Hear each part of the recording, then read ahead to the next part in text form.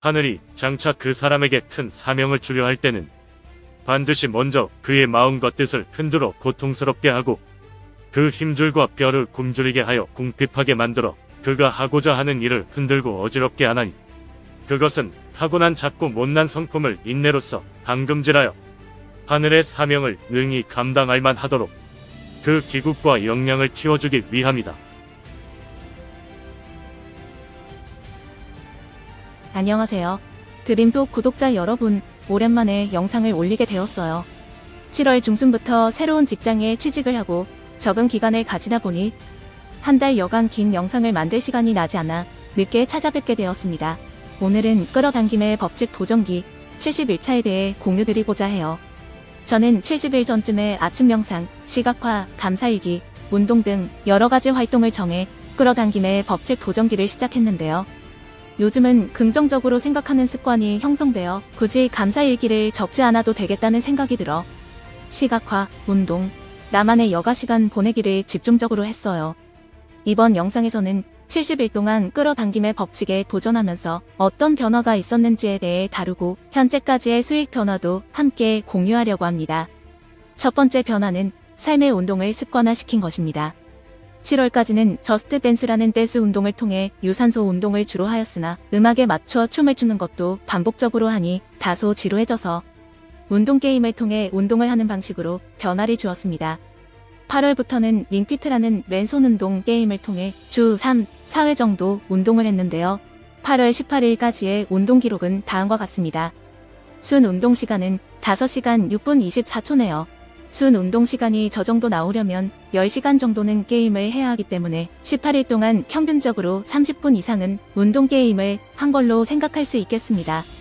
8월 18일까지의 총 칼로리 소모량은 1700kcal 정도 되며 게임 내내 조깅은 15km 정도를 한 것으로 확인이 됩니다. 저는 약 4년 전부터 잦은 야근, 주말 출근을 반복하며 피로감에 운동을 하지 못하여 체중이 30kg 정도 증가하였습니다. 그렇지만 끌어당김의 법칙 도전을 통해 나름대로 워라밸을 지킬 수 있는 직장을 구하게 되면서 지금은 업무로 인한 피로감도 훨씬 감소하고 쉬는 날도 늘어나 운동을 습관으로 들일 수 있게 되었습니다. 또 예전에는 운동하면 헬스나 걷기, 조깅 등을 생각했지만 게임을 좋아하는 저의 특성을 살려 운동 게임을 통해 운동을 하면서 취미생활처럼 운동을 즐기게 된 것도 삶의 운동 습관을 들일 수 있는 중요한 계기가 되었습니다. 8월에는 운동을 시작한 지 얼마 안 되어 조금만 운동을 해도 지치는 바람에 운동 시간을 많이 늘리지 못했지만 천천히 몸을 운동에 적응시키며 운동 강도와 시간을 올려 칼로리 소모를 늘릴 계획입니다.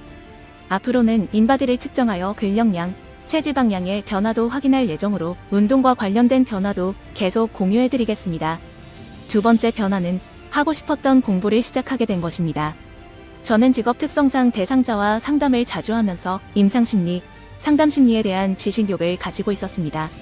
워라밸을 지킬 수 있는 직장을 찾게 되면서 자연스럽게 하고 싶었던 공부를 할 수 있는 기회도 마련되었습니다. 2년 후에 임상심리 혹은 상담심리 대학원을 진학하는 것을 목표로 현재는 심리학 학사를 도전 중에 있습니다.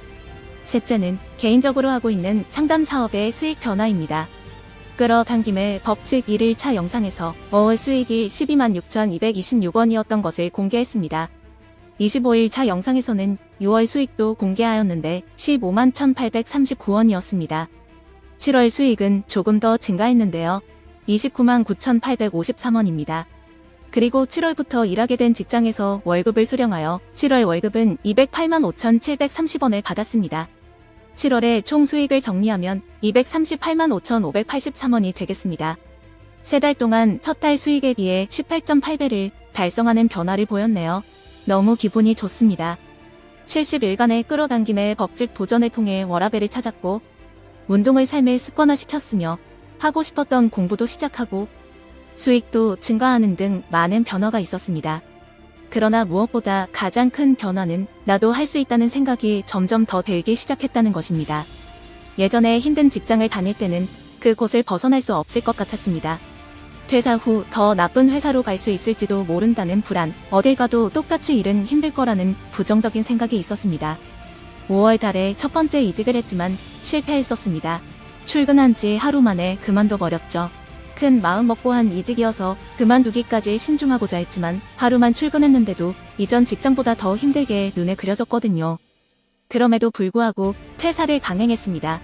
그 전 직장에서는 이상한 걸 느꼈는데도 빨리 퇴사하지 못해서 힘들었으니 이제는 그런 선택을 반복하지 말자는 생각으로 용기를 냈습니다. 일자리를 빨리 구하지 못하면 어떡하지? 다음 직장에 들어갔는데도 별로면? 하는 생각이 들었지만 다 아니면 아르바이트를 하더라도 힘든 직장에서 나를 괴롭히지는 않겠다는 일념으로 밀고 나갔습니다. 그 믿음과 행동의 결과는 옳았습니다. 결국 이전 직장보다 수익이나 워라밸 모든 부분에서 더 나은 직장으로 옮겼으니까요. 구독자님들과 함께 성공하는 삶을 살고 싶기에 지난 평일 50일간 성공 명언 쇼츠도 올렸고 이번 주 목요일부터는 평일 30초간 짧게라도 확언을 할 수 있도록 확언 쇼츠를 업로드할 예정입니다. 잃을 것 없는 끌어당김의 법칙에 모두 도전하시어 원하시는 꿈을 이루셨으면 좋겠습니다. 저는 앞으로도 도전을 멈추지 않고 꾸준히 이어가며 도전으로 인한 변화와 결실을 인증해 나가도록 하겠습니다.